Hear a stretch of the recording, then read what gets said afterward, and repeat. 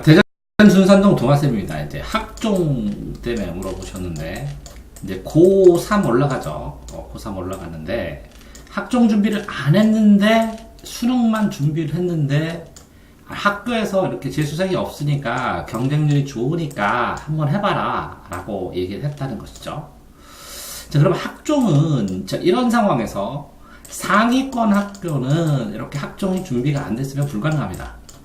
그런데 중위권 학교하고 하위권 학교 있을 때 하위권 학교도 실제적으로 전문대 경우에도 학종을 하는 경우도 있거든요. 근데 이 학종을 하게 되면 이렇게 가장 중요한 건 내신입니다. 내신 1차 3배수 들어갈 때는 이 내신으로 체크를 해요. 내신으로 3배수.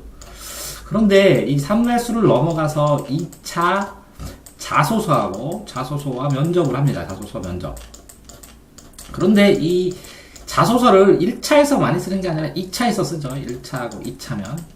근데 이 2차에서 뒤집히는 경우 굉장히 많습니다. 그러니까 자소서와 면접을 통해서 뒤집는 경우가 많습니다. 왜 그러냐면 이 하위권 성적의 차이 같은 경우에는 별 차이가 안 돼요. 별 차이도 안 되고 이렇게 3배수 들어가면 어느 정도 이 3배수 꼴찌는 아니겠지만 어느 정도 이게 역전이 가능하다는 거예요. 자소서 면접으로.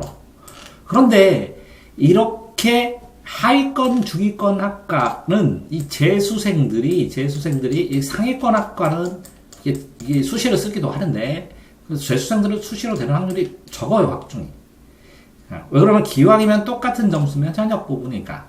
근데 이거는 재수생들이 쓰질 않습니다. 중위권, 하위권은 거의. 그렇기 때문에 실제적으로 경쟁률이 굉장히 약한 건 맞아요. 재수생이 안 들어오니까.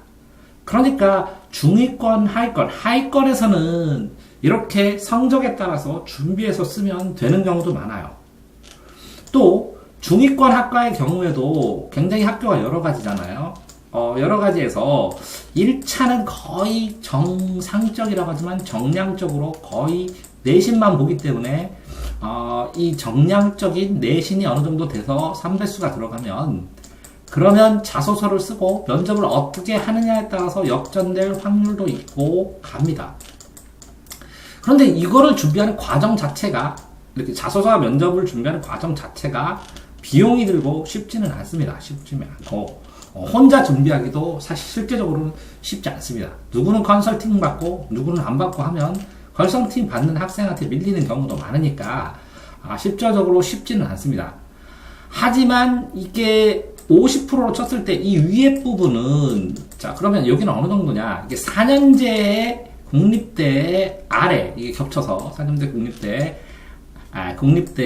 국립대 말고 4년제 있잖아요. 4년제 국립대 지방거점 국립대 직어국은 쉽지 않고 직어국 아래의 4년제 아니면 전문대 아니면 그 뭐 기타 학교 이런 학교들은 이렇게 학종으로 준비하는 게 의미가 있을 수도 있습니다. 실제로 똑같은 성적인데 수능으로 갈 수 있는 학교일 수도 있어요. 근데 못 가는 학교도 이렇게 학종으로 내신으로 해서 일찍 왜 인원수 분배가 많으니까 가는 학생들을 자주 보았습니다.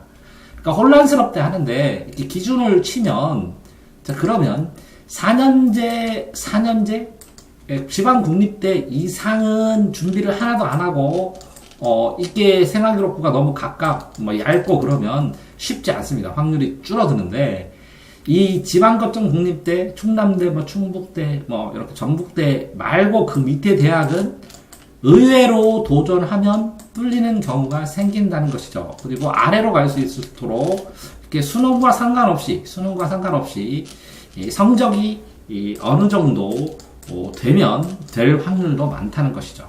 그러니까 기준은 자 준비하느냐 마느냐는 이렇게 직어국 아래면 학종 준비 해보시라고 권하고 그 위에 등급이면 쉽지 않을 거라고. 그런데 이 수능 점수가 얼마큼인지가 문제겠죠. 얼마큼. 근데 수시 6번은 버릴 수는 없잖아요. 그러면 여기에 걸치는 대학들을 수시로 도전을 해본다. 의미가 없는 건 아니라고 말씀드립니다. 동아쌤입니다.